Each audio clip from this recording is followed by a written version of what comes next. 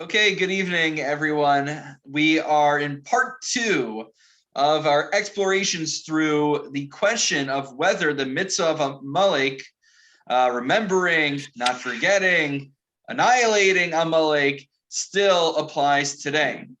In particular, the mitzvah of destroying Amalek. Now, let's do a little bit of a recap of what we learned last time. But before that, I want to address a question. Phyllis, who I'm sure she'll be joining us shortly, she asked the question, which is, it says that there's a mitzvah of zachor, to remember what Amalek did, and also lo sishkach, not to forget what Amalek did.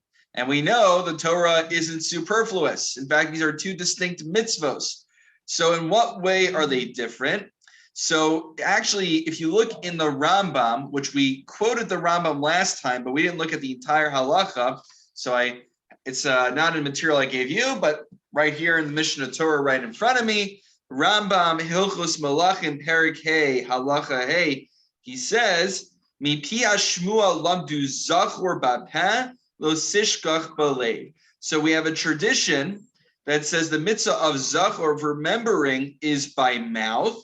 Hence, we read Parshas Zachor from the Torah with our mouths. And lo sishkach is balev. And lo sishkach is that we shouldn't forget it in our hearts, even when we are not saying it. So the mitzvah Zachor, we only need to do it once a year. Chazal said, well, if we're going to do it once a year, it makes sense that we should try to do it right before Purim, because the Gemara tells us, I think it's actually makes sense, it'd be Megillah, so we'll get there soon, maybe a Gimel, if I'm not mistaken, says that Haman was a descendant of Agag, who we'll talk about soon, was a descendant of Amalek. And so we lay Parshas Zachor, it's apropos to read it before Purim, in which the antagonist, the story of Purim, is supposedly a descendant of Amalek. So that's number one. Number two, we're not getting into it so much, but there's a discussion about, do we really need to annihilate everybody from Amalek? I realize I probably should have addressed this during the first year because you may have walked off with the wrong impression. There is actually also an opinion in the Rambam that we don't necessarily need to kill every Amalek. An Amalek who's abiding by the Shemes B'nai Noach, by the 7 Noahide laws, might be spared. And additionally, Rambam is of the opinion, actually, that Rambam's of the opinion that Amalekim can actually convert to Judaism. This is a huge machlokes. It's a very controversial position that Amalek could convert to Judaism. But the Gemara Megillah tells us that the children, the descendants of Haman, were learning in Bnei Brak. So I remember, like many years down the line, they all became a bunch of from Yeshiva Bachrim, and Kol Jungerleit had 10.5 children living in Bnei Brak and learning Torah. So how is that possible? Presumably, they had converted. Can you convert someone from Amalek? So Rambam uses that to support his position. There's other ways of understanding it, but I just wanted to let you know that even with the mitzvah of annihilating Amalek applying to a certain degree, there is an escape hatch for someone. They're not completely condemned just because the luck of the draw got them into the nation of Amalek. So that I probably should have mentioned last time, but nonetheless important to note now. Okay. Rabbi, let me ask you. Yes, Lloyd. That Amalek can't be annihilated because we need a refuge for all the evil people that exist, and we always call them descendants of Amalek. So if Amalek is liquidated or completely wiped out, then we won't have anybody to assign all these evil people to. Well, what do you mean? So if we don't have Amalek around, then we don't have. What we learned last time, I think, Lloyd, this transitions well into our recap. What we learned last time is, so the Rambam in Halacha Daled says that there is a mitzvah to destroy the 7 Canaanite nations, but Kvar Avad Zichra, Ravaz explains, we don't know who they are today. I don't know about you. I can't identify which Arabs descended from the 7 Canaanite nations and which ones were from other Middle Eastern, ancient Near Eastern nations. So functionally, it doesn't apply anymore. However, Rambam does not write Kvarav and Zichram for Amalek, which suggests, unless you hold like the Minchas Senach, it suggests that the mitzvah of destroying Amalek still applies today. And so we brought in the famous position of Reb Chaim Soloveitch, Reb Chaim Brisker, which was interpreted by his grandson, Rav Yosheber, of Yosef Dov from YU, and Rav Moshe Sternbach from the other end of the Orthodox spectrum of the Eida Charedas in Yerushalayim. You don't really, you could see, I guess, a little bit of ideological difference here. Rav Soloveitch interpreted his grandfather as saying that anyone who wants to destroy the Jewish people has a status of Amalek today. So he used that to explain that the Nazis, Yimach Shema v'Zichram, they are, the heirs of Amalek. Any nation that's hell-bent on destroying the Jewish people and waging a war with God and his people, then they have a status of Amalek today. However, Rav Moshe Sternbach, he had a slightly different take on this. He says that anyone who has the ideology of Amalek is considered Amalek today. What does that mean, the ideology of Amalek? So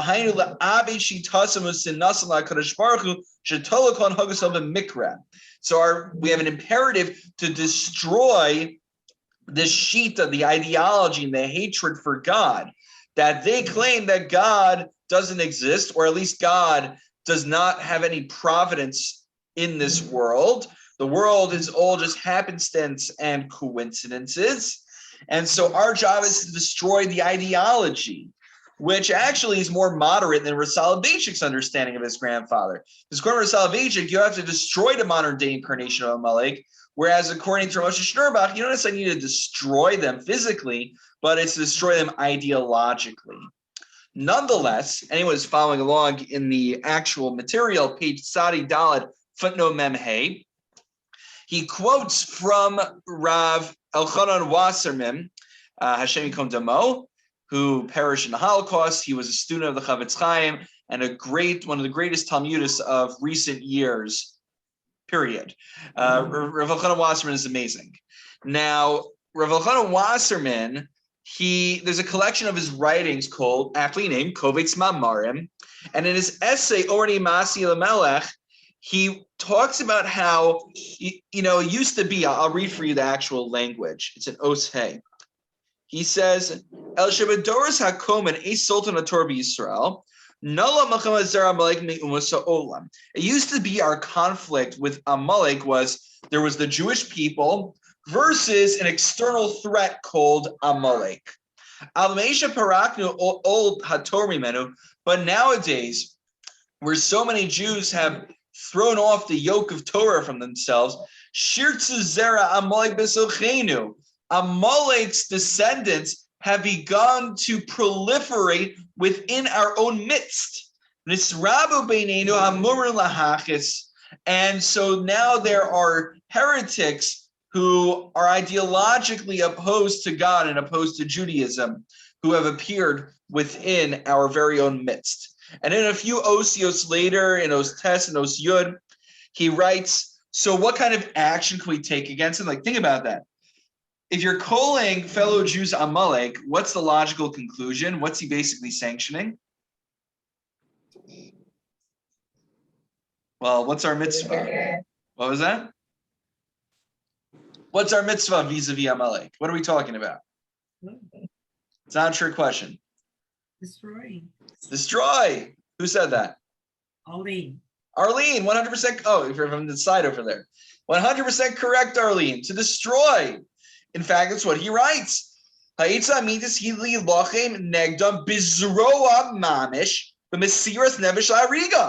have to fight against them. We have to take arms against them. But then he gives the caveat. But we don't have the means to actually wage a war physically. So what's he say in the end? Like any good Rosh Hashiva, we should learn Torah, and learning Torah will help us. Okay, that's always the answer. Now, this is fascinating. Rav Elchanan Wasserman believes in principle. I mean, if we take him at his word, we assume it's not just rhetorical. He's actually asserting that the din of Amalek doesn't just apply to non-Jews nowadays, but can actually apply to Jews who are ideologically trying to destroy Judaism.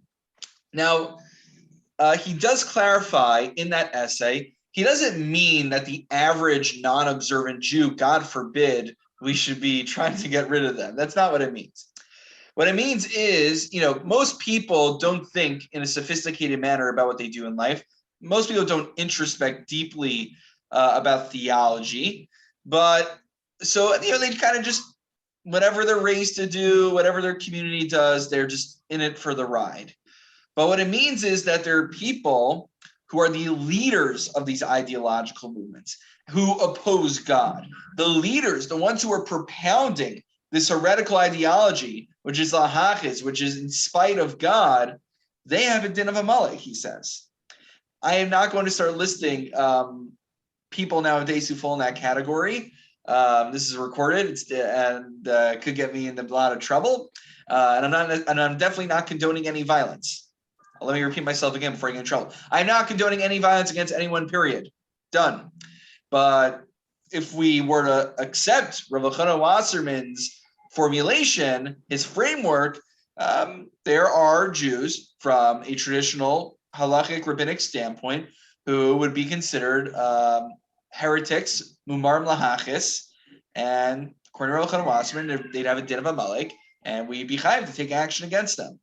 So this is a step further than Reb Chaim. Reb Chaim only applied Amalek to other nations. Rav Elchanan takes a step further and says, even people within our own midst. Wow, that's a radical application of Amalek. It started off as this little subsect from Esav, and now it can be even Jews within our own nation. That's wild. Okay. So I want to go now to there's a Mechilta. Those who are following are Tzadihei Osvav. And I want to give a third answer. Remember, what was our fundamental issue here? Our fundamental issue is that the Rambam seems to posit that there's no application. We cannot identify Canaanim nowadays. So there's no mitzvah to destroy anyone from the 7 nations. But he implies that there's a mitzvah to kill members of Amalek today. But you can't have your cake and eat it. Either we can identify people from the olden days, or we can't. It doesn't make sense to say I can identify Amalekim, but I can't identify people from the 7 nations. I mean, if you have the access to the DNA test, then it just doesn't. What's the distinction? So our initial answer was Amalek applies nowadays, just not to the original nation, but to people who accept their vicious ideology, however we want to understand it.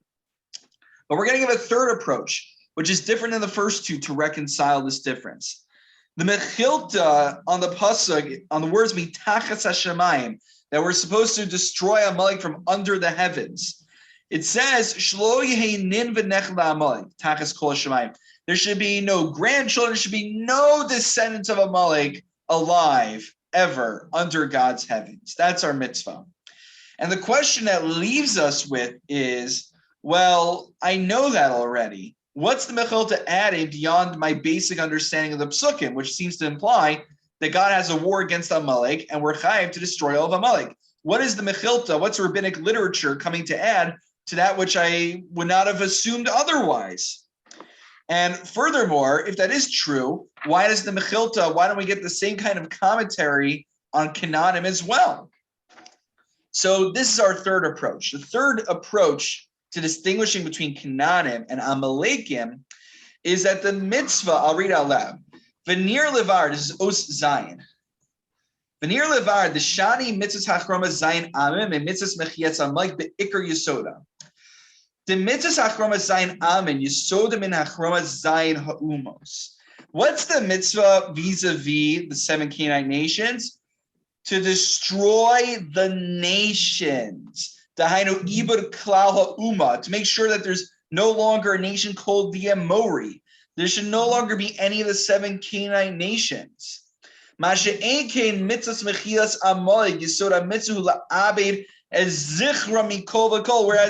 mitzvah vis-a-vis Amalek is not just stop, destroy the nation of Amalek, but it's to destroy the Zecher Amalek, any remembrance of Amalek. And that applies on the individual level. You see, nowadays, since no one can look around and say, there's one of the 7 Canaanite nations over there, they've all dissolved, they've all reconstituted themselves into new different nations. There's no longer the 7 distinct Canaanite nations anymore. Therefore, we can say, yes, there is a mitzvah to destroy the 7 Canaanite nations, but mission accomplished a long time ago. Whereas Amalek is not vis-a-vis the national unit of Amalek, but it's vis-a-vis each and every individual. That's what the Mechilta is coming to tell us. There shouldn't be a nin v'nechet of Amalek left. So, Rabbi, excuse me, what is Yes. the lo tishkach add? Did we discuss that yet? Yes, we answered it at the beginning. In fact, I Oh, gave you a shout out, but I'll let you know again. I'm sorry, I missed the very beginning. Not a problem. So sorry.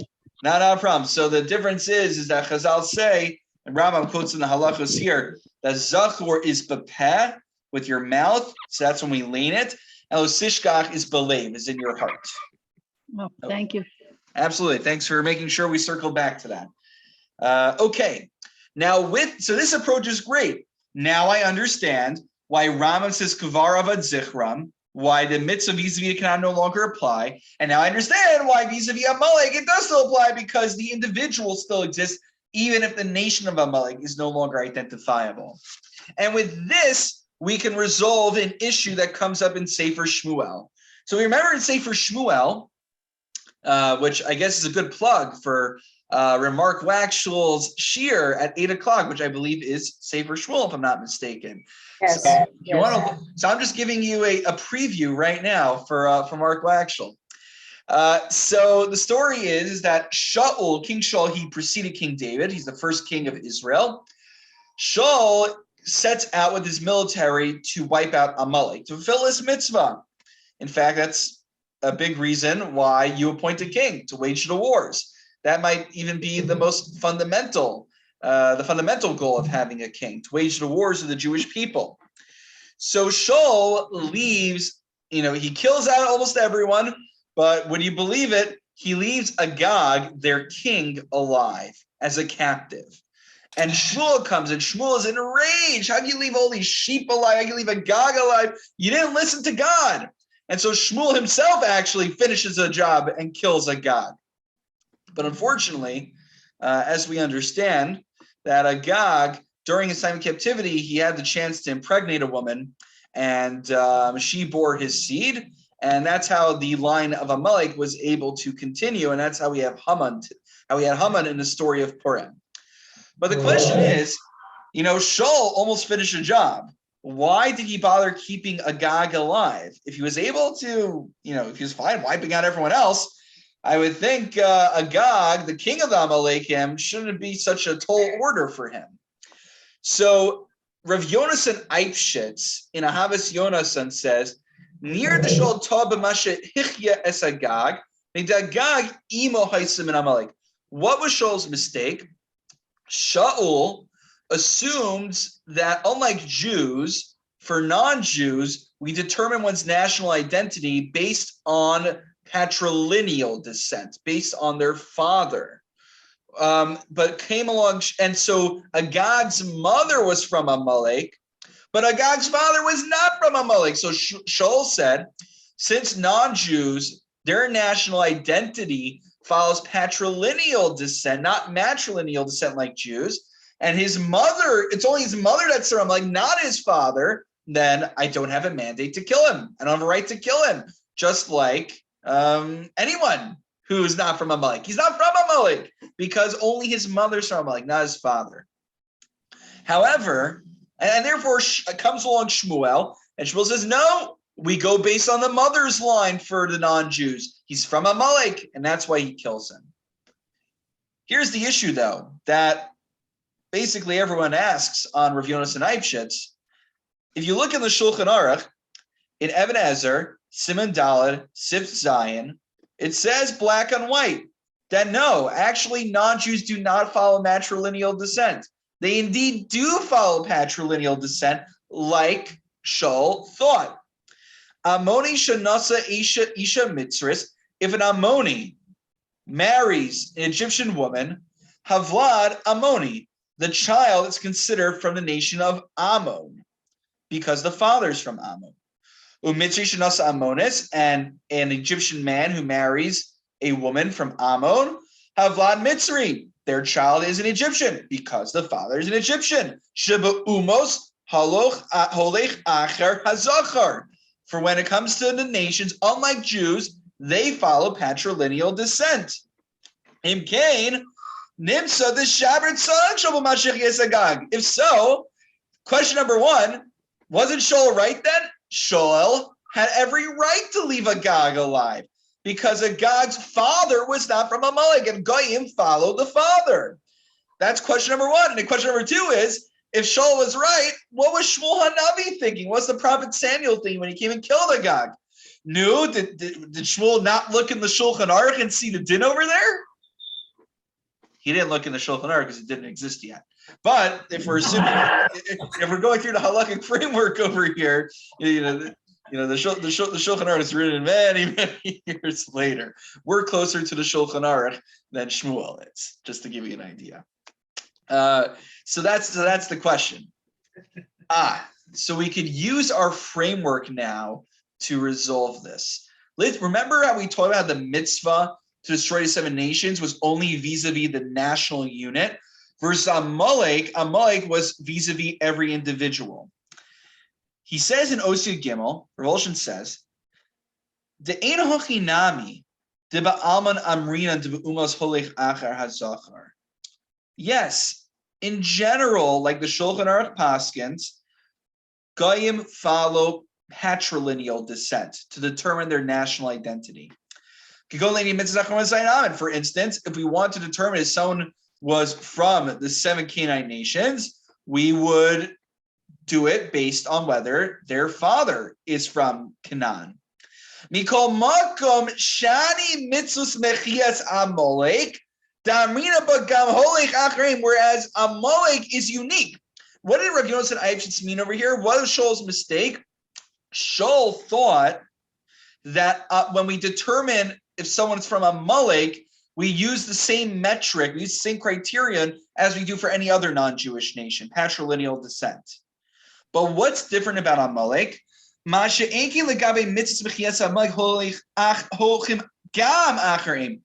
it comes to Amalek, we don't only look at the patrilineal line, but we look at the matrilineal, we look at his mother as well. Why?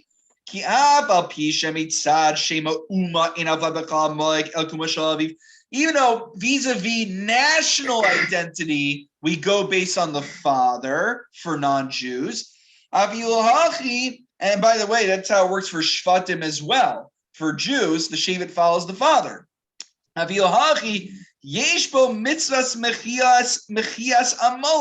Nonetheless, when it comes to the mitzvah mechias, like destroying Amalek,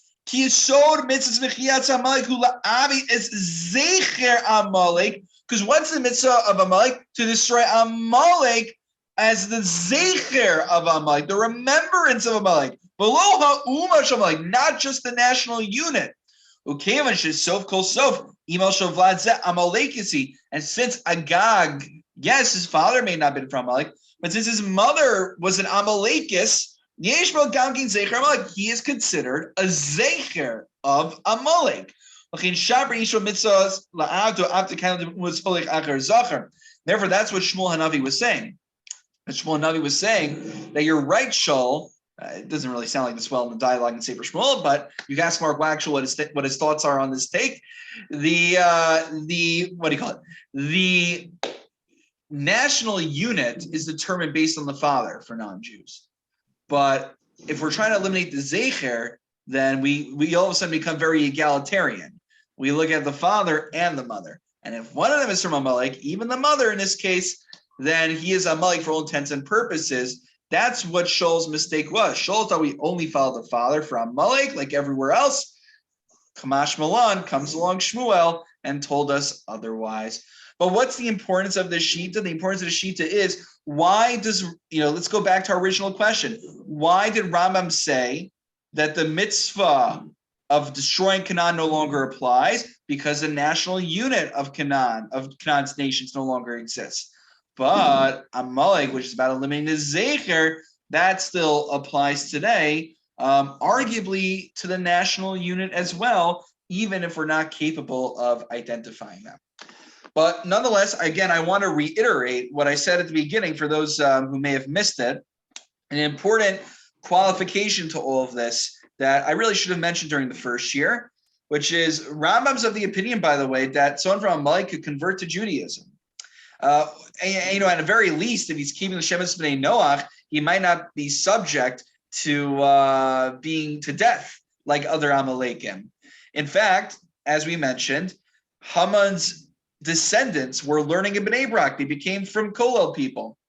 I remember when I was in high school, my Rebbe was teaching this Gemara, and he said, "Yeah, there's this politician in Israel. I think it was Tzipi Livni. It was someone from one of the more labor liberal parties in Israel.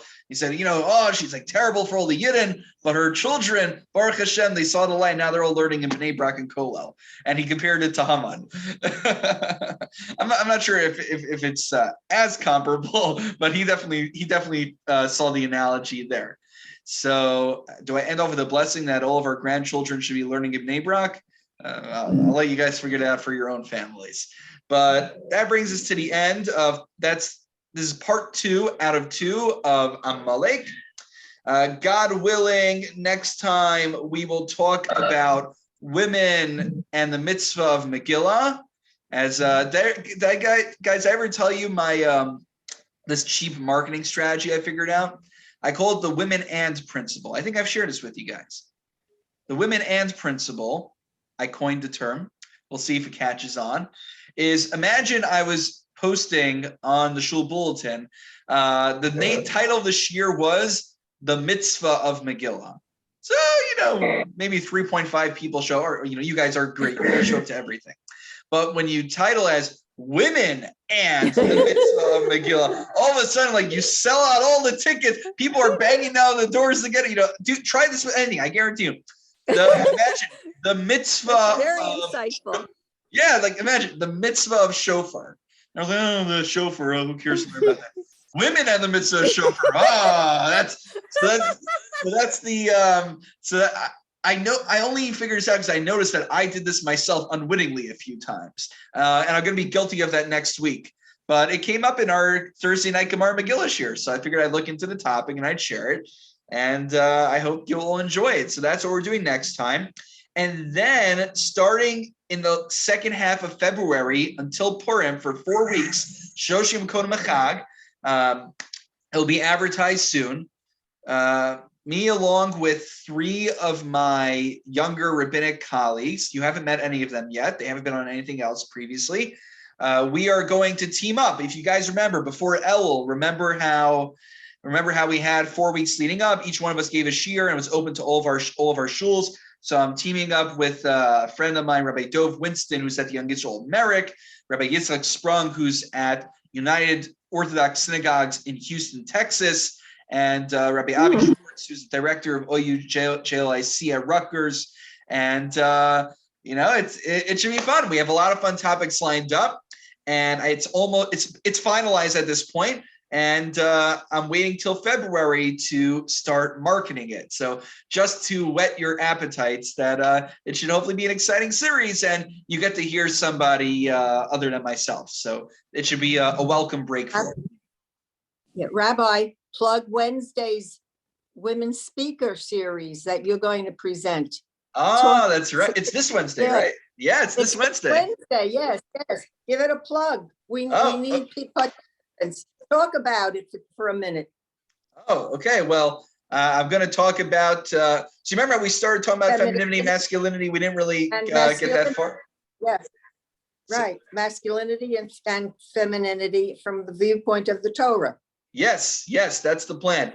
A lot of the younger people in the community, not a lot of younger, some people who don't even attend our shul, they get upset when they see men talking about these issues, or according to them, you have to have a woman on to speak about it also, and representation, diversity. So the funny thing is, the people who are most critical about this in our community don't even attend our shiurim at Congregation of Good Shalom. So it's for the most part. You know, And what time is it, Rabbi? What's the time again? 1:30. 1:30. 1:30 on Zoom. Yeah, I'm happy to meet in person also if you guys arrange that, but it seems like Zoom only for the time being, right? It's so far, yes, it's Zoom. Yeah, If you with guys everything if you guys wanted to do it at the shul, I'm happy to do both. So it's up to you. Yeah. You just let me know, okay? So far, yeah, all right. Well, Ann will let you know. Yes, Wonderful. Yes. Well, I'm looking forward to learning with all of you. And okay, see you all soon. Have a wonderful evening. And Thank you. You too. Phyllis, I sent an email to everybody. Phyllis, you have to tell Kim Mahoney and she'll send you the Zoom link. okay. Hello?